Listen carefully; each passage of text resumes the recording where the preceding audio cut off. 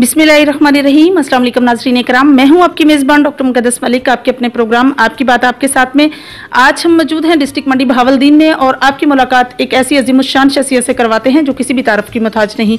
वो बहुत ही अजीम सियासी और समाजी से शख्सियत हैं। उन्होंने अपने सियासत का आगाज़ भुट्टो साहब के दौर में किया और भुट्टो साहब की क़यादत में उन्होंने अपना पार्ट यूथ में अदा किया। मेरी मुराद जनाब देवान शमीम अख्तर साहब हैं जो कि डिविजनल प्रेसिडेंट PPP हैं। अस्सलाम वालेकुम। कैसे मिजाज हैं सर? जी मैं ठीक हूँ। मैं बल्कि आपको वेलकम करता हूँ। जी जी डॉक्टर मुक़द्दस साहिबा, जी जी आपका अमला, आपका जो ये टीवी है GM, जी जी ये पाकिस्तान के चंद नामवर और ऐसे चैनल्स में से हैं जी जी जो सच सुनता है और सच कहता है। जी, thank you so and that is the reason कि इस चैनल को बहुत सुना जाता है। जी, जी। मैं आपको वेलकम करता हूँ, thank you आपके so अमले को much. वेलकम करता Thank हूँ, you आपके so टीवी को वेलकम। सर, हमारे लिए भी ये बहुत ऑनर की बात है कि आज आप हमारे साथ मौजूद हैं। जी अच्छा सर, सबसे पहला मेरा सवाल आपसे ये रहेगा कि बचपन से लेकर जवानी तक और जवानी से एक बिजनेसमैन, एक फैमिली मेंबर की हैसियत से आपका सफ़र कैसा रहा और कैसे आपने अपनी लाइफ को एंजॉय किया, या किस तरह से आपने अपनी लाइफ में क्या क्या फेस किया? मेरी लाइफ तो एज तालिब इल्म और एज फैमिली एक बचपन जो मेरा गुजरा है। जी जी मैं एक मंडी बहाउद्दीन की और ज़िला मंडी बहाउद्दीन की एक जो नामवर फैमिली है, दीवान फैमिली, जी जी उससे मैं बिलोंग करता हूँ। सही। और इलाके के चंद ज़िम्मेदारों में से, जी जी अच्छे ज़िम्मेदारों में से मैं हूँ। माशाल्लाह से। सही। और मैं बिल्कुल मेरे जो लाइफ है, मेरी जवानी, मेरा बचपना, वो बड़ा खूबसूरत और बहुत अच्छा गुजरा है। माशाल्लाह से। और मेरे जो वालिद गिरामी थे, उन्होंने मुझे गवर्नमेंट कॉलेज लाहौर, जो अदारे पाकिस्तान के सबसे बड़े अदारे थे, और FC कॉलेज लाहौर जो प्राइवेट है, उस वक्त अमेरिकन अदारा था FC कॉलेज, माशाल्लाह उन्होंने मैंने तालीम हासिल की। माशाल्लाह से। सो वो वाकई एक मेरे लिए काबिल फ़ख्र बात है कि मेरा तलक, मेरा बैकग्राउंड एक पढ़ी लिखी, एक शरीफ और एक खिदमत गुजार फैमिली से। माशाल्लाह से। माशाल्लाह से। आप सर सियासत में आए तो इसमें किसको देखकर इंस्पायर हुए उस ड्यूरेशन में, जब अभी आप यूथ में थे, आप एक कॉलेज के स्टूडेंट थे, और माशाल्लाह से भले आपकी फैमिली ने आपको बहुत अच्छी जो जगह पे आपको तालीम दिलवाई, आपने माशाल्लाह से बहुत अपना नाम कमाया अपनी बैकग्राउंड की तरह, तो आपने सियासत को ज्वाइन किया, इसकी क्या वजह थी? देखें, मैं थोड़ा सा इसे मुख्तलिफ लेता हूँ। जी जी इस्लाम मेरी नज़र में, जो मेरी राय है, जी जी कि इस्लाम से बड़ा रेडिकल और प्रोग्रेसिव मज़हब जो है वो दुनिया में अभी नहीं आया। बेशक बेशक। जी आए हैं, बड़े नज़रियात आए हैं, मज़हब आए हैं, मामलात हुए हैं, जी जी लेकिन हजूर की तरह, जिस तरह उन्होंने आके एक उन माशरों को तलपट कर दिया और उन तबकात को वो ज़मीन से उठा के आसमान पे ले आए, जी जी कि उन्होंने कहा कि ना किसी अरबी को अजमी पर, बेशक। और ना किसी अजमी को अरबी पर, बेशक जी, ना किसी काले को गोरे पर, और ना ना किसी गोरे को काले पर बिल्कुल, कोई तमीज़ हासिल नहीं है। बेशक, ऐसे तो हमारी तो इंस्पिरेशन, सोर्स ऑफ इंस्पिरेशन हजूर हैं, सरकार दो आलम सल्लल्लाहु अलैहि माशाल्लाह से। वसल्लम। माशाल्लाह। लेकिन उनकी कुर्बानियों और उनके दौर के बाद, खुलफाए राशिदीन के बाद, जो कुछ हमारे इस्लाम के साथ हुआ है, जी जी शहनशाहियत कायम हुई, पापाइयत कायम हुई, मजहबी अनासर इसमें ऐसे लोग आए जी, बिल्कुल ऐसे। जिन्होंने इंटरप्रेट नहीं किया, सही इस्लाम को चलने नहीं दिया। जी जी बिल्कुल ऐसे। बहुत लंबा अरसे के बाद और उस्मानिया के साथ 800 साल की इक़्तिदार के बाद दुनिया में भुट्टो तक देयर वाज नो लीडर जो आके मोहम्मदन लाज, मोहम्मदन ज़िंदगी, हजूर की सीरत, हजूर की किरदार, हजूर की तालीमात, कुरान पाक, उनको मैं तो आज ये कहता हूँ कि जिस भुट्टो को लोगों ने लेफ्ट का आदमी कहा, जिस भुट्टो को लोगों ने कहा कि ये तो लादीनियत है, सेकुलरिज्म है, भुट्टो सच्चा आशिक रसूल था। और वो जितना कुरान पाक को समझता था या हजूर को फॉलो करता था, वो कम लोग समझते होंगे। और आप देख लें कि ख़त्म नबूवत पे जो कुछ उसने कर दिया, और देखें कि उसने आखिरी दिन जब वो साइन किए हैं उस पर, उसने कहा था कि आज मैंने अपनी मौत के परवाने पे साइन फरकाने के साइन ऐसे ही। तो हम तो आए थे उस चेंज के लिए। जी जी। हमारी तो अपना एक मजहब बहुत बड़ा प्रोग्रेसिव मजहब है, तरक्याती मजहब है, जिसने उठा के मजदूरों को, किसानों को, डूबते हुए लोगों को, मरते हुए लोगों को, कबीलों में बटे हुए लोगों को उठा के एक मुमताज दुनिया की पावर में, जी जी बिल्कुल, जिसने थोड़े ही सालों में, सिर्फ 13 साल में हजूर ने ये सारा प्रोग्राम मुकम्मल कर दिया और दुनिया पर छा गया इस्लाम। तो हमारे पास तो we are proud of it. सही सही। जो आदमी ये समझता है कि इस्लाम एक बायां बाजू का ये मजहबी कोई सिलसिला है, इस्लाम बायां बाजू नहीं है, इस्लाम दायां बाजू नहीं है, इस्लाम बायां बाजू है। लेफ्ट की बात करता है, मजदूर की बात करता है, कमजोर की बात करता है, महरूम की बात करता है। सो भुट्टो साहब इसको मानने वाले थे। दैट वाज द रीज़न कि जब मैं गवर्नमेंट का लाहौर में था और भुट्टो साहब ने रिजाइन किया ताशकंद डिक्लेरेशन पे, तो हमने भुट्टो को उसी वक्त मान लिया। माशाल्लाह। जो उन्होंने कहा जी जी। कि मैं सिस्टम और पाकिस्तान में एक रवायती और फरसूदा निज़ाम के खिलाफ मैं मुहिम चलाऊंगा और ये ओहदा मैंने छोड़ दिया है। मैं आमरों की और फरौनों की और शद्दादों की और नमरूदों की मैं पैरवी नहीं करूंगा। मैं अपने गरीब आवाम के साथ जो गुलाम इब्ने गुलाम चले आ रहे हैं, पहले अंग्रेज थे, अब ये जागीरदार और फ्यूडलिस्टिक सिस्टम है, इससे मैं आज़ादी दिलाऊंगा। तो हमने तो उसको पहचान लिया था कि ही इज़ द मैन, ये सच्चा फॉलोअर है मोहम्मद सरकार दो आलम सल्लल्लाहु अलैहि वसल्लम का। और ये हबशी बिलाल की, हज़रत हबशी बिलाल की बात करने वाला है। ये वो है कि जिनके हमारे हजूर ने ऊँटनी की महार पकड़ी और हबशी बिलाल को ऊपर बैठाने का प्रैक्टिकल करके दिखाया। सुभान अल्लाह। तो भुट्टो ये सही। अच्छा सर, भुट्टो को सबको आपने बहुत करीब से देखा, बहुत करीब से माशाल्लाह से, समझ लें कि आप उनकी क़यादत में रहे। आप मुझे ये बताइए कि जैसा आइन माशाल्लाह से उन्होंने तहलीक किया हमारे मुल्क के लिए, क्या वैसे ही उनके अंदर रेवोल्यूशन था और वैसे ही वो मतलब एक पुरअज़म डिटरमाइंड लीडर थे? हाँ, नो डाउट। वो एक डिटरमाइंड एंड देखें, वो आदमी एक शहनशाह के घर पैदा हुआ, शाहनवाज भुट्टो के घर पैदा हुआ। 70,000 एकड़ रकबे पे उनकी वहाँ स्टेट है। 7 स्टेशन जो हैं लाड़काने के और सिंध के, वो उनकी ज़मीन में आते हैं। और वो ऑक्सफोर्ड से पढ़ा हुआ गवर्नर थे, वज़ीर आला थे सिंध के। उनका बेटा जुल्फ़कार भुट्टो शहीद।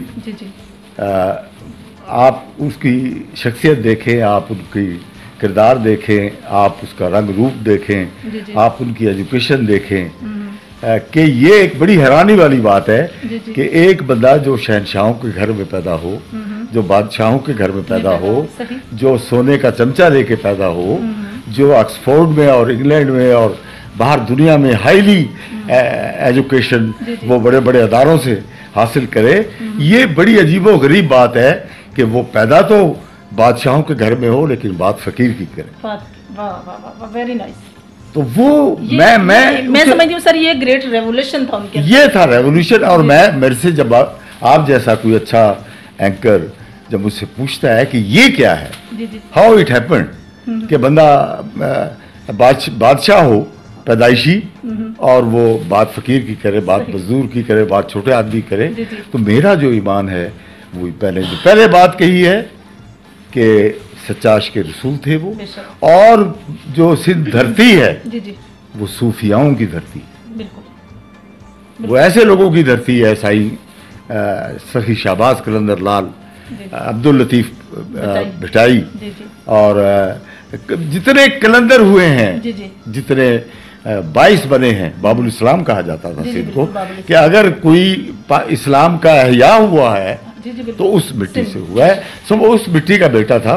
और भुट्टो साहब ये कहा करते थे कि मेरी माँ ने मुझे सिखाया कि गरीब आदमी ही तुम्हारा टारगेट होना चाहिए लाइफ में। सो उन्होंने वो किया। दैट वाज द रीजन कि हमने फॉलो किया उसको और तमाम दुनिया ने फॉलो किया।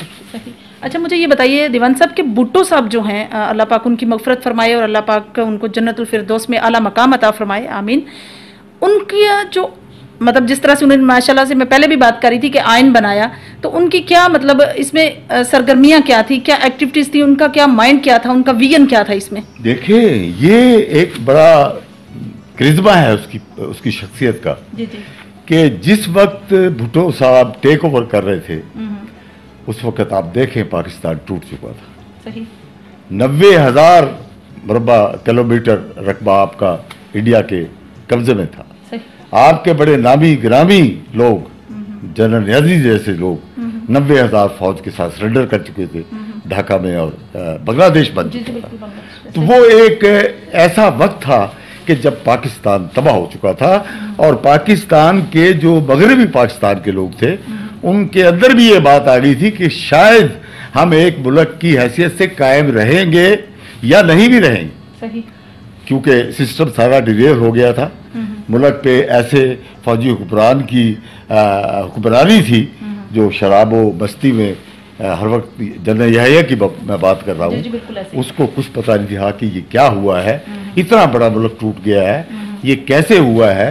तो उस वक़्त आके ऐसे एक टूटे फूटे मुल्क को, जिसके चारों तरफ इंडिया एज फातेह मुल्क की हैसियत से वो बॉर्डरों पे बैठा हो, अमेरिका और दुनिया का साम्राज्य और रशियन साम्राज्य उनकी मदद को कर रहा हो, उस पाकिस्तान के गिरे पड़े टूटे दिले के लोगों को ये यकीन दिलाना कि पाकिस्तान इंशाल्लाह कायम रहेगा, Pakistan is born to rule and live.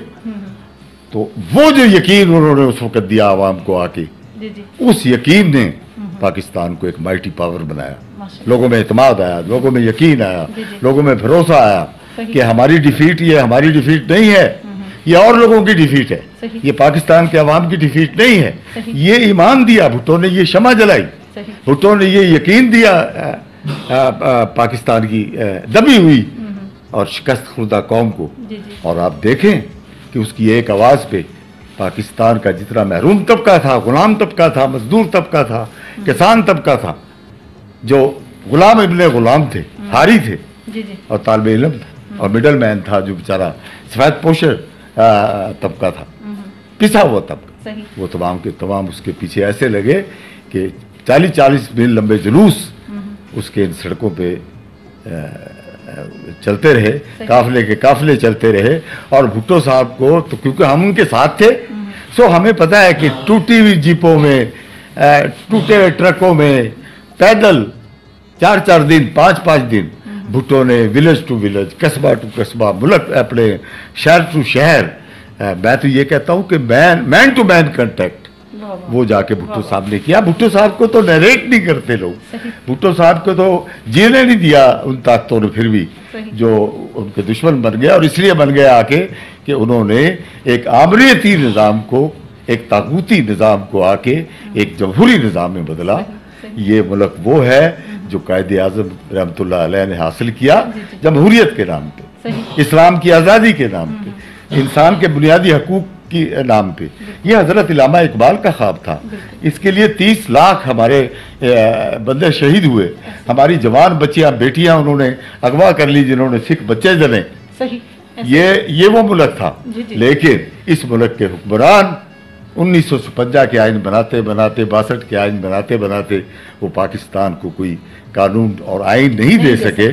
It was only Bhutto कि उसको पता था कि जब तक एक आज़ाद, एक जमहूरी और एक बुनियादी हकूक रखने वाला आज़ादाना आइन पाकिस्तान की मुमलकत को नहीं मिलेगा, पाकिस्तान नहीं चलेगा। और कमाल ये है कि सब मजहबी जमातें उसके खिलाफ थी, लेकिन भुट्टो ने सबको इकट्ठा किया। मुफ्ती महमूद क्या, जमात इस्लामी क्या, 9 सितारे क्या, डेमोक्रेटिक इत्तेहाद क्या, जितनी भी जमातें थी एक मुकाम पे बिठा के एक मुतफिका आइन वो भुट्टो ने 1973 का, जिसको आइन बोलते हैं, जिसने पाकिस्तान को दुनिया में एक आज़ाद कौम और एक आज़ाद मुल्क की हैसियत से पहली दफ़ा रिकॉग्नाइज तस्लीम हुआ पाकिस्तान। ऐसे ही। अच्छा, तो भुट्टो साहब की ये समझ लें कि मतलब अचीवमेंट थी सारी जो उन्होंने माशाल्लाह से की एफर्ट के बाद। सही। अच्छा सर, आपको क्या लगता है जो आयन भुट्टो साहब ने दिया और जिस तरह से बीबी शहीद ने अपनी पार्टी की क़यादत की, जिस तरह से पार्टी को संभाला, जिस तरह गरीब लोगों की मदद की, क्या अभी बिलावल भुट्टो जरदारी जो हैं उनमें वही विजन है, वही बात है? इसमें कोई शक नहीं किसी को होना चाहिए। अभी ये वो ताकतें और कुव्वतें हैं जिन्होंने भुट्टो को फांसी लगा दिया, जिन्होंने भुट्टो के निज़ाम को तब्दील कर दिया, जिन्होंने, उन लोगों ने, उन कुव्वतों ने जिनको जो अपना पाकिस्तान दे चुके थे, आधा पाकिस्तान बन चुका था, भुट्टो ने उस बचे खुचे पाकिस्तान को एटमी पावर बनाया।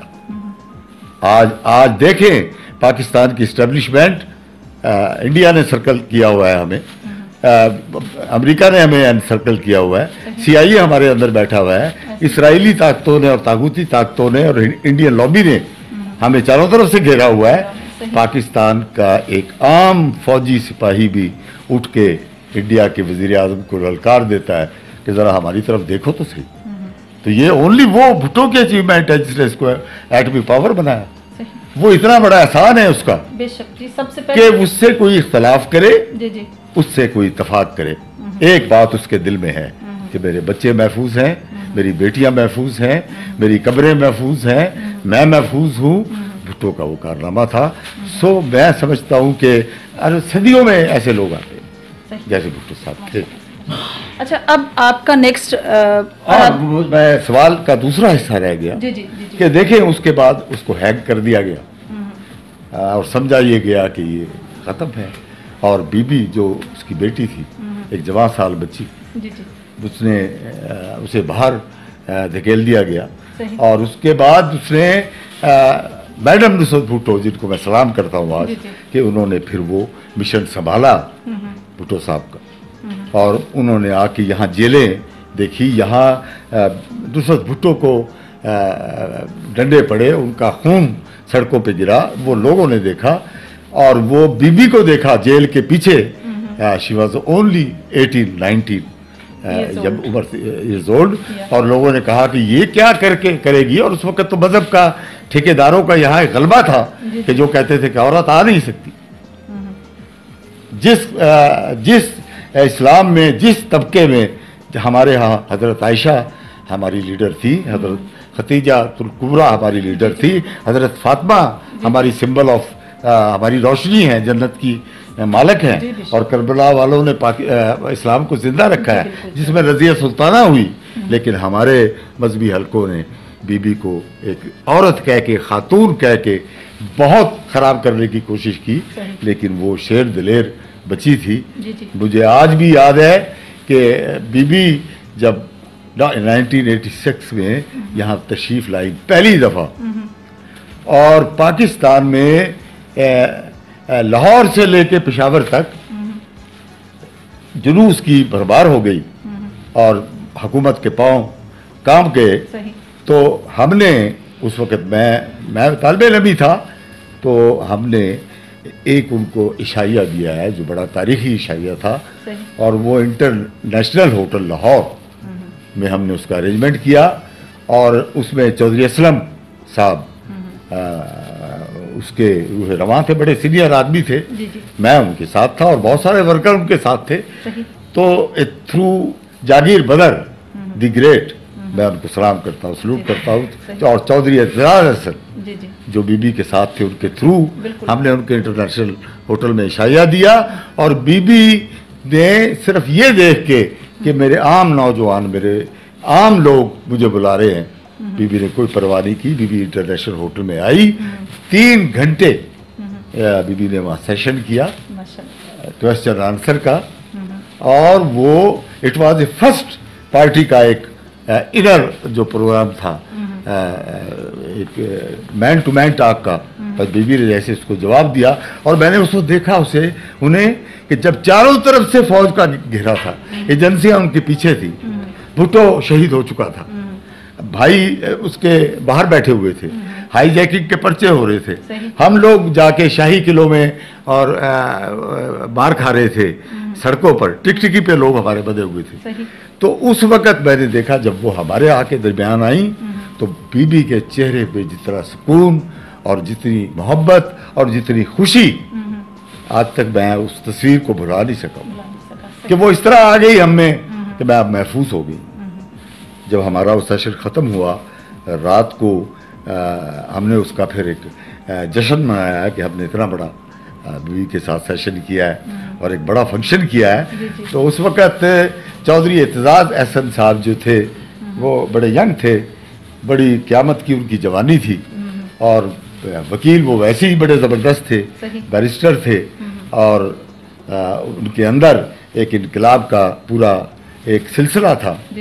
तो वो जब हम सेलिब्रेट कर रहे थे तो वो बार बार मुझे अब भी याद है कि चौधरी एतजाज़ अहसन कहते थे, दीवान और गल ये नहीं है कि असा बड़ा बड़ा जलसा कर लिया, और गल ये है कि एक कुड़ी, एक पिंड दी कुड़ी शरीका दे पिंड कल्ली आके खलो गई है फौज के मुकाबले च, और इन्हां दे फरसुदा ताकतां दे मुकाबले च गल ये है। और यही ही पाकिस्तान दे विच एक फिर ये आज़ादी का एक सिंबल बना।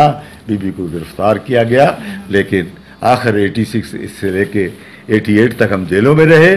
फिर 88 में इलेक्शन हुआ और बीबी पहली मुसलमान वज़ीर-ए-आज़म इलेक्ट होके। सही बात है, ऐसे ही है। अच्छा, मुझे ये बताइए सर, आपने इलेक्शन कंटेस्ट नहीं किया इस पूरे ड्यूरेशन में, माशाल्लाह आप बहुत बड़े जियाले भी थे, आप बहुत मोस्ट सीनियर रहनुमा भी हैं पीपल्स पार्टी के, आपने कभी भी इलेक्शन कंटेस्ट नहीं किया। क्या अभी आपका कोई इरादतन ऐसा है कि मतलब आप इलेक्शन कंटेस्ट करें? देखें हमारे यहाँ बात और थी। अच्छा। चली बन और गई। भुट्टो कोई इंतखाब लड़ने नहीं आया था, भुट्टो तो इनकलाब के लिए आया था, भुट्टो तो चेंज के लिए आया था। ये पार्टी चेंज के लिए बनी थी। इसमें जे रहीम जैसे लोग और डॉक्टर मुबशर जैसे लोग, डॉक्टर मिराज खान जैसे लोग, और बड़े बड़े जो जिनको हम कह सकते हैं कि बड़ी कमाल की शख्सियत जो थी, जो गरीब की बात करने वाली थी, वो लोग थे। वो एक चेंज के लिए आए थे कि हमारे यहाँ फरसुदा निज़ाम 700 सालों से हमारी रगों में बैठ चुका था, हमारे ज़मींदार बिक चुके थे, हमारे लुटेरे वडेरे अंग्रेज़ों के इमदादी जो टोडी थे वो बिक चुके थे। तो भुट्टो नेवर केम फॉर किसी इंतखाब लड़ने के लिए। तो हम उस वक्त जो लोग थे, हम यंग लोग थे 18-20 साल के, तो हम तो इनकलाबी अपने आप को कहलवाते, इंतखाब का तो हमारे ज़हन में था नहीं। ये तो जू मूवमेंट चली है, तो भुट्टो हमें पता चला कि अगर इनकलाब लेके आना है इस मुल्क में तो इंतखाब तो लड़ना पड़ेगा। हमने भुट्टो साहब से इख्तलाफ किया कि आपके इंतखाब में तो फिर वही वडेरे, फिर वही फ्यूडर्स, उनको आप टिकट दे रहे हैं, बात आप गरीब की करते हैं। तो उन्होंने मुझे आज तक याद है कि मुझे भलवाल में नूनों के बैठे हुए कहा, Diwan you want to contest the election? तो मैंने उनको कहा, जी मैं I am only 18 years old और मैं तो इंतखाबी हूँ नहीं, मैं तो इनकलाबी हूँ। तो उसने कहा बस आप एक यकीन कर लें, मुझे आना इनके थ्रू है, इनके पंजे बड़े गड़े हुए हैं वडेरो सिस्टम के, फ्यूडल सिस्टम के, जागीरदारा निज़ाम के, मुझे इन्हें टिकट जरूर देने पड़ेंगे, but I promise with you कि लाऊंगा वो तब्दीली जो मजदूर की तब्दीली है, जो आप चाहते हैं, जो हुजूर ने सोचा, मैं उनका मानने वाला हूँ। इंशाल्लाह मैं एक लेफ्ट का और मजदूरों को मिला के एक बेहतरीन पॉलिसी दूंगा। So we were satisfied.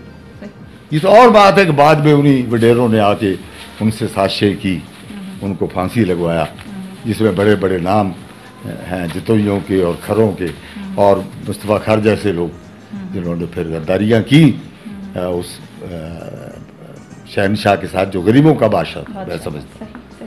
अच्छा, लास्ट में सर मैं आपसे ये पूछूंगी कि आप अपनी यूथ के नाम स्पेशली, कल आपको पता ही है कि यूथ कोई तो माशाल्लाह से बिजनेस से रिलेटेड हैं, कोई जॉब्स भी अच्छी कर रहे हैं, लेकिन कुछ ऐसे भी हैं जो एडिक्टिव बन चुके हैं। आप ऐसी यूथ के नाम जो है अपने माइंड में भुट्टो साहब का मैसेज रखते हुए क्या मैसेज कन्वे करेंगे? It was only Bhutto, it was only Bhutto after Quaid-e-Azam. I am just asking that's give your question just only. हाँ कि कायदे-ए-आज़म के बाद अगर किसी आदमी ने यूथ को महसूस किया कि यूथ का क्या रोल हो सकता है, और उसको माना कि यूथ का ही, यूथ ने ही पाकिस्तान बनाया।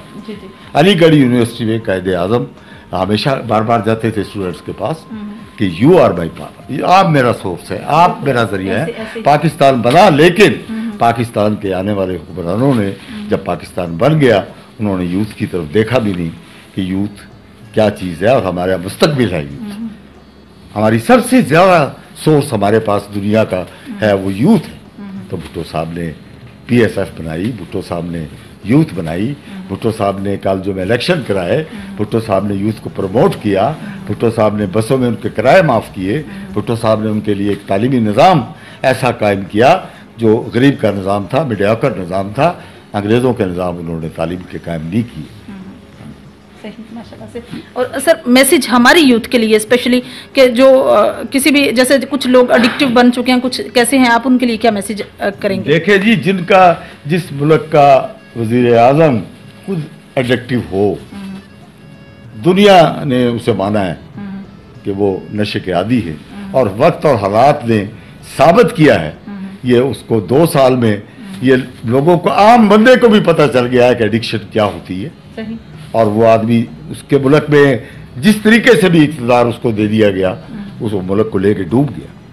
एडिक्शन तो वो है कि चाइना के जो बीमार लोग थे, चाइना वहाँ करोड़ों वो थे अफीम खाने वाले, ओपीएम खाने वाले, लेकिन वहाँ मौजे तूग ने आके पहले वो एडिक्शन के लोग जो थे उनको ठीक किया, उनको एक निज़ाम दिया, उनको ज़िंदगी दी, उनके ज़िंदगी से वो एडिक्शन ख़त्म की। लेकिन हमारी बदकिस्मती ये है कि जहाँ एडिक्शन थी नहीं, वहाँ सबसे पहले हीरोइन तो दी जनरल ज़ियाउल हक ने, और उसके बाद यहाँ वो हुक्मरान आ गए जो खुद हीरोइन भी पीते हैं और कोकीन भी खाते हैं, और उनकी पॉलिसियाँ देख लें कि कौम मर रही है, उसको होश नहीं है। मैं लॉकडाउन नहीं करूँगा, मैं इसको बंद नहीं करूँगा, और आज देखें, आज खुद ही कहता है लॉकडाउन करो। ये बेहोशी नहीं है क्या? ये एडिक्शन नहीं है कि वो समझता ही नहीं है बात को। उसको जब बात करते हैं लोग तो कहते हैं मैं इंडिया से लड़ूं। कभी किसी हुक्मरान ने हमारे तो आज तक कहा है कि मैं इंडिया से नहीं लड़ सकता। उसने इंडिया दे दिया। उसने इंडिया को जो पूरी 40-50 साल में पाकिस्तान के किसी भी हुक्मरान ने कश्मीर को इंडिया के हवाले नहीं किया। ये वो एडिक्टेड हुक्मरान है कि जो कश्मीर उनको दे बैठा है, और मोदी ने वो कश्मीर शामिल कर लिया ये दुनिया के सामने। तो ऐसे लोगों से आप क्या कोको करेंगे? मैं तो समझता हूँ कि अब बड़ा खतरा है, यूथ के लिए बड़ा खतरा है, जो बेचारे सोच के उसके पीछे गए थे यंग लोग कि ये आदमी अब चेंज लेके आएगा। लेकिन वहाँ जो कुछ इस्लामाबाद हुआ है और जो कुछ उससे वो जो उन्होंने बनाया था नवाज शरीफ हुकूमत के ख़िलाफ़ धरने दिए थे, तो वहाँ जो कुछ रातों को और दिनों में हुआ है और जिस तरह इस यूथ कौम को बिगाड़ा गया है, जो एक डायरेक्शन वहाँ दी गई है, वहाँ क्या नहीं हुआ। वहाँ एडिक्शन के हज़ारों आदि लोग थे, वो अपने हीरोइन के वहाँ से नशे मिले हैं, टीके मिले हैं, बेहयाई और फहाशी का एक मजमा लगा दिया उसने। और आप देख लें कि आज क्या है, हरीम शाह कौन है, वो कैसे प्राइम मिनिस्टर हाउस में जाके बैठती, वो कैसे ऐवानों में जाती, और उस हरीम शाह के साथ सैकड़ों हरीम शाह हैं। वहाँ शामें रंगीन होती हैं। आपकी हर पार्लियामेंट लॉज में जितने उसके मानने वाले इमरान खान के एडिक्टेड लोग हैं, वो क्या करते हैं। ये उसने कहा नहीं था कि ऊपर वाली मंजिल में रात को जाके देखें आप। ये सेनेटर फयाजुल हसन ने कहा सेनेट में कि वो रात को जो वहाँ महफिलें लगती है वो क्या है।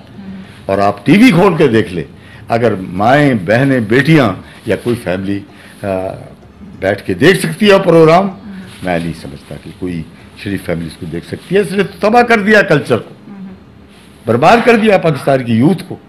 He has ruined everything. और आज ये आलम है कि हम बैंकरप्ट है। आज ये आलम है कि हमारे गरीब रोटी कमाने के चक्कर में अपने आप को कोरोना कराए बैठे। अब जब सारी दुनिया बाइकआउट कर रही है तो सिंध की मुखालफत शुरू कर दी, जिन्होंने बाइकआउट किया और उसका अपना लॉकअप किया और कामयाबियाँ हासिल की।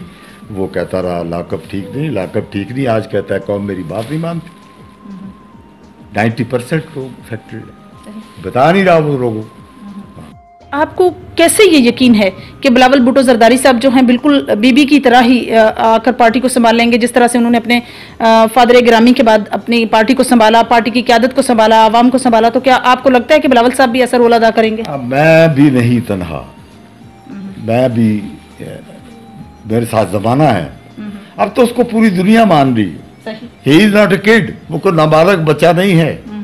इस वक्त आपकी पूरी लीडरशिप में, नून लीग हो, पीटीआई हो, कोई और जमात हो, अगर किसी को सीरियसली लिया जा रहा है, अवाम जिसको फॉलो कर रहे हैं, वो बिलावल भुट्टो है। लोगों ने उसका आप देखें कमाल, उसका सब्र, उसका हौसला, उसकी पेशेंस, उसकी टॉलरेंस।